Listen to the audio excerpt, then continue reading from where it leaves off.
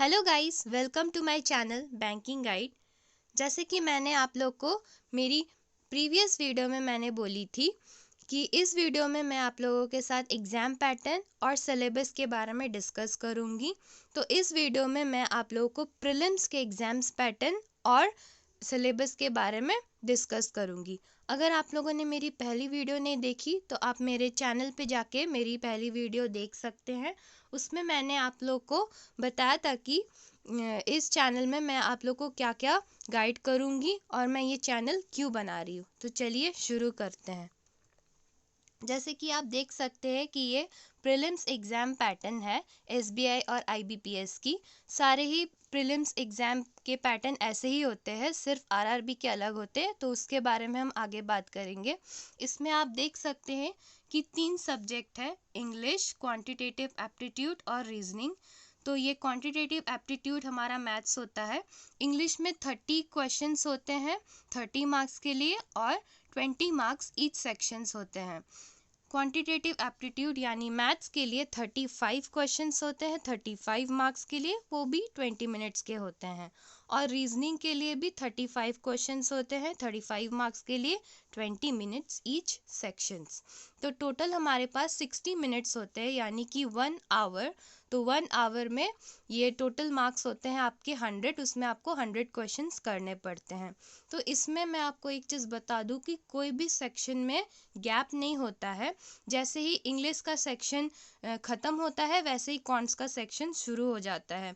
ऐसा नहीं कि आप इंग्लिश का सेक्शन ख़त्म करने के बाद फिर वापस जाके उसमें अटेम्प्ट कर सकते हैं। जैसे ही टाइम अप हो जाता है तो एक सेक्शन आपका सबमिट हो जाता है।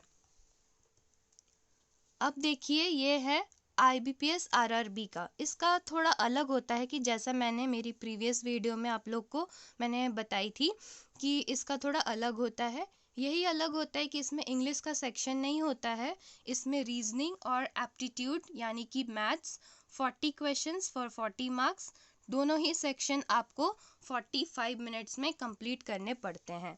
यानी कि इसमें आपको स्पीड ज़्यादा चाहिए होता है। तो अब चलिए हम सिलेबस की बात करते हैं। सारे ही प्रीलिम्स एग्ज़ाम्स के सिलेबस मोर और लेस सेम ही होते हैं। थोड़ी बहुत उनकी लेवल में डिफ़िकल्टीज किसी में ज़्यादा होती है, किसी में कम होती है। तो चलिए शुरू करते हैं। ये है आपका इंग्लिश का सिलेबस। तो आप देख सकते हैं, अगर आप चाहो तो स्क्रीनशॉट भी ले सकते हैं। तो इंग्लिश में आपका फर्स्ट होता है रीडिंग कॉम्प्रिहेंशन, जो कि सबसे इम्पॉर्टेंट पार्ट होता है इंग्लिश का। इसमें क्या होता है कि आपको एक पैराग्राफ दिया जाता है और उसी पैराग्राफ के बेसिस में आपसे क्वेश्चन पूछे जाते हैं। प्री में थोड़े से easy level to moderate level के क्वेश्चंस आते हैं, डायरेक्ट क्वेश्चंस ही पूछते हैं वो लोग। मेंस में थोड़ा अलग क्वेश्चन पूछ लेते हैं वो लोग, थीम पूछ लेते हैं, पैसेज का टोन पूछ लेते हैं। तो हम मेंस की बात बाद में करेंगे, अभी हम प्रीलिम्स की बात करते हैं। क्लोज टेस्ट क्या होता है? क्लोज टेस्ट होता है आपका रीडिंग कॉम्प्रिहेंशन जैसा ही एक पैराग्राफ दिया जाता है, पर उसमें बीच बीच में ब्लैंक्स दिया जाता है, तो आपको वही ब्लैंक्स को फिलअप करना पड़ता है। फिलर्स होता है, एक छोटा सा पैराग्राफ रहता है, उसमें कहीं पर एक ब्लैंक होता है, कहीं पे 2 ब्लैंक्स होते हैं, कहीं पे 3 ब्लैंक्स होते हैं। तो वो अब क्वेश्चन के ऊपर डिपेंड करता है। पैराजम्बल थोड़ा सा ट्रिकी होता है। उसमें क्या होता है कि आपको 2-3 लाइन दे दिए जाते हैं, तो वही आपको 2-3 लाइन को मतलब ऐसे मान लीजिए कि एक सेंटेंस बनाना पड़ता है उसको अरेंज करके। तो जो आपका प्रीलिम्स एग्ज़ाम होता है उसमें छोटे छोटे 1-2 लाइंस दिए जाते हैं, लेकिन मेंस में थोड़े बड़े बड़े लाइंस दिए जाते हैं और उनका वर्डिंग्स भी थोड़ा टफ होता है समझना। सेंटेंस इम्प्रूवमेंट आपका ग्रामेटिकल एरर फाइंड करना होता है। उसमें आपको एक छोटा सा पैराग्राफ दिया जाता है, तो उसमें एक सेंटेंस, उसमें से आपको 2-3 वर्ड हाईलाइट कर दिए जाते हैं, उसमें से कुछ कुछ ग्रामेटिकल एरर्स होते हैं, वही आपको फाइंड करना होता है। मैच द सेंटेंस क्या होता है कि आपको 2 कॉलम दिए जाते हैं और ईच कॉलम में 2-3 वर्ड्स दिए जाते हैं, 2-3 सेंटेंस दिए जाते हैं। तो आपको मैच करना होता है कि फर्स्ट कॉलम से सेकंड कॉलम में कौन सा सेंटेंस से कौन सा सेंटेंस मैच हो रहा है। एरर स्पॉटिंग भी आपका ग्रामेटिकल एरर ही फाइंड करना होता है। उसमें आपको या तो एक पैराग्राफ दे दिया जाता है, तो या फिर आपको छोटे छोटे सेंटेंस दे दिए जाते हैं, तो उसमें से आपको एरर फाइंड करना होता है। अब आते हैं एंटोनिम्स और सिनोनिम्स पे। ये वोकैबलरी और एंटोनिम सिनोनिम्स में कुछ ज़्यादा डिफरेंस नहीं होता है। अगर आप गुड अमाउंट ऑफ वोकैबलरी पढ़ लेते हैं और उसी के एंटोनिम सिनोनिम्स पढ़ लेते हैं तो आपका बहुत कमांड हो जाता है इंग्लिश में। आप रीडिंग कॉम्प्रिहेंशन में क्या होता है कि वो लोग आपसे कोई एक वर्ड उठा के उनका एंटोनिम व सिनोनिम पूछते हैं, तो उसमें से आप अगर आपको थोड़ा सा भी नॉलेज होगा तो आप वो कर सकते हो। अब आता है ईडियम्स एंड फ्रेजेस। ये थोड़ा सा प्रोवर्ब जैसा होता है कि एक प्रोवर्ब दिया जाता है और आपको उसका मीनिंग बताना पड़ता है कि वो जो ईडियम दिया है या जो फ्रेज दिया है उसका मीनिंग क्या है। ऑप्शंस रहता है, आप ऑप्शन से उससे फाइंड आउट कर सकते हैं। कनेक्टर क्या होता है? कनेक्टर होता है कि दो सेंटेंस को कनेक्ट करने के लिए एक वर्ड या फिर एक बड़ा सा कोई लंबा सा सेंटेंस दिया जाता है जिससे आप दो सेंटेंस को कनेक्ट कर सकते हैं। इसके बहुत सारे टाइप्स होते हैं पर प्री में वैसे ही आता है कि एक वर्ड दे देते हैं और उसी से आपको दो सेंटेंस को कनेक्ट करना पड़ता है। वर्ड यूजेज क्या होता है कि एक वर्ड को वो लोग दो तीन सेंटेंस में डाल देते हैं और आपसे पूछते हैं कि कौन सा सेंटेंस में ये वर्ड अप्रोप्रिएट है और नहीं है। इनकरेक्ट वर्ड वाला सबसे इजी होता है। उसमें क्या होता है कि आपको एक पैसेज दिया जाता है, छोटा सा पैसेज दिया जाता है और उसमें दो तीन वर्ड हाईलाइट कर दिए जाते हैं, तो आपको बताना पड़ता है कि उसमें से इनकरेक्ट वर्ड कौन सा है जो कि जिसका स्पेलिंग मिस्टेक होता है। अब चलते हम क्वांट्स पे। ये क्वांट्स का है, मतलब मैथ्स का सिलेबस है।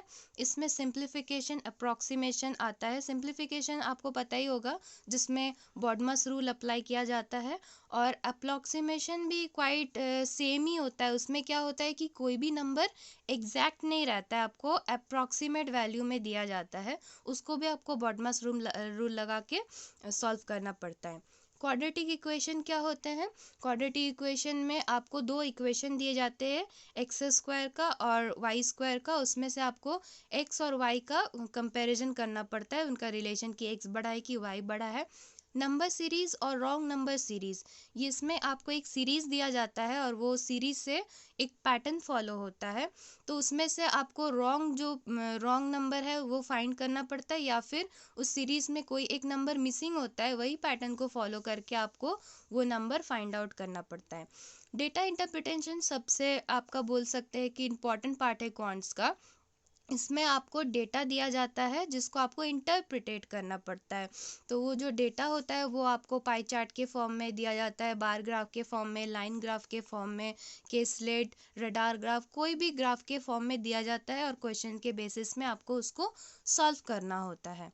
ये है अरिथमेटिक पार्ट जो कि बहुत ही वास्ट पार्ट होता है, और इसमें आपको सब्जेक्ट्स देखने को मिलते हैं जैसे कि percentage, ratio, proportion, average, mixture, alligation, profit and loss, simple and compound interest, time and work, time, distance, speed, फिर आपका मेंसुरेशन हो गया, कॉम्बिनेशन एंड प्रोबेबिलिटी, परम्यूटेशन, ये सब आते हैं। तो इसमें आपको कंसेप्ट समझना पड़ता है अरिथमेटिक का। कंसेप्ट से आपको प्रीलिम्स में छोटे छोटे वर्ड प्रॉब्लम्स आते हैं, उन्हें सॉल्व करना पड़ता है, और मेंस में आपसे थोड़े बड़े लेवल के क्वेश्चन पूछते हैं, उससे आपको स्टेटमेंट 1, स्टेटमेंट 2 करके क्वेश्चन पूछते हैं, तो वो हम बाद में डिस्कस करेंगे।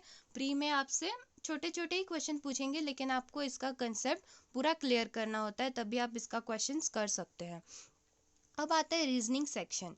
ये ऐसा सेक्शन है जो सब्जेक्ट हम स्कूल या कॉलेज में नहीं पढ़ते हैं, ये टोटली डिफरेंट सब्जेक्ट होता है। इसमें आपको पूरा लॉजिक, मतलब दिमाग लगा के इसको सॉल्व करना होता है, जैसे कि पजल्स और सेटिंग अरेंजमेंट। इसमें क्या होता है कि इसमें बहुत सारे टाइप्स होते हैं। इसमें आपको एक पैराग्राफ दिया जाता है, उसमें बता दिया जाता है कि कौन कैसे बैठा है, कि कौन किसका थर्ड में बैठा है, कौन किसका थर्ड लेफ्ट में, कौन किसका थर्ड राइट में, लेफ्ट राइट, ऐसे करके बहुत सारे कंडीशंस दिए जाते हैं। तो आपको उन कंडीशंस को नोट करके फिर आपको सॉल्व करना पड़ता है पजल। प्रीलिम्स में छोटे छोटे पजल आते हैं, उतना कॉम्प्लिकेटेड नहीं आता है, लेकिन मेंस में बहुत बड़े बड़े पजल आते हैं। और मेंस में क्या होता है, पजल के साथ दूसरे रीजनिंग के टॉपिक भी वो लोग मिक्स्ड कर देते हैं। इंग्लिश में भी वो लोग बहुत मिक्स्ड क्वेश्चन देते हैं। अब रीजनिंग में क्या होता है कि अल्फा न्यूमेरिक सीरीज होता है जिसमें अल्फ़ाबेट और नंबर का एक सीरीज होता है, तो उसके अकॉर्डिंग आपसे 4-5 क्वेश्चन पूछते हैं। डायरेक्शन डिस्टेंस क्या होता है कि आपको नॉर्थ साउथ ईस्ट वेस्ट ये सब का क्वेश्चन वो लोग पूछते कोई आपसे पैसेज में बता देते ये इसका नॉर्थ में है, इसका साउथ में है, और फिर पूछते हैं। ब्लड रिलेशन बहुत ही इजी होता है, उसमें आपको रिलेशन बताना पड़ता है, मम्मी पापा भाई बहन ये सब का। इनइक्वालिटीज़ क्या होते हैं, इनइक्वालिटीज़ में आपको लेटर्स दिए जाते हैं और उनसे ग्रेटर देन, लेस देन, ये भी बहुत इजी टॉपिक होता है। सिलॉजिज्म क्या होता है, सिलॉजिज्म आपको पूरा लॉजिकली सोचना पड़ता है, वो मैं आपको अभी बोलूँगी तो समझ भी नहीं आएगा, जब हम लोग रीजनिंग की डिस्कशन करेंगे तब मैं आपको अच्छे से समझाऊंगी। फिर ऑर्डर एंड रैंकिंग भी आपका इजी ही होता है, उसमें क्या होता है कि आपको पूछते हैं कि ये इससे बॉटम से इतना नंबर पे है, ये टॉप से इतना नंबर पे है, ऐसे पूछते हैं। तो वो भी इजी होता है, थोड़ा बहुत अगर आप सीख लोगे तो आपको समझ में आ जाएगा। कोडिंग डिकोडिंग क्या होता है, इसके भी बहुत सारे टाइप्स होते हैं, लेकिन प्री में जो मेन आता है उसमें क्या होता है कि कोई भी एक वर्ड को वो लोग कोड कर देते हैं, अल्फ़ाबेट नंबर या कोई भी सिंबल से कोड कर देते हैं, आपको उसको डिकोड करना पड़ता है। और इनपुट आउटपुट क्या होते हैं, इनपुट आउटपुट में आपको एक इनपुट दिया जाता है और वही इनपुट में आपको फिर स्टेप बाय स्टेप वो लोग का कुछ कुछ पैटर्न चेंज होता है, तो वही आपको पैटर्न को फॉलो करके नीचे जो इनपुट दिया जाता है उसमें से आउटपुट निकालना पड़ता है। तो यही था पूरा बैंक का प्री का सिलेबस। आई होप कि आप लोग को समझ में आया होगा। अगर नहीं भी आया तो आप कमेंट करके पूछ लीजिएगा, मैं आपको ज़रूर बताऊंगी।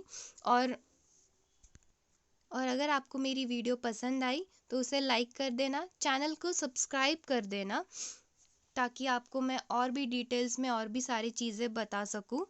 Thank you guys, have a nice day.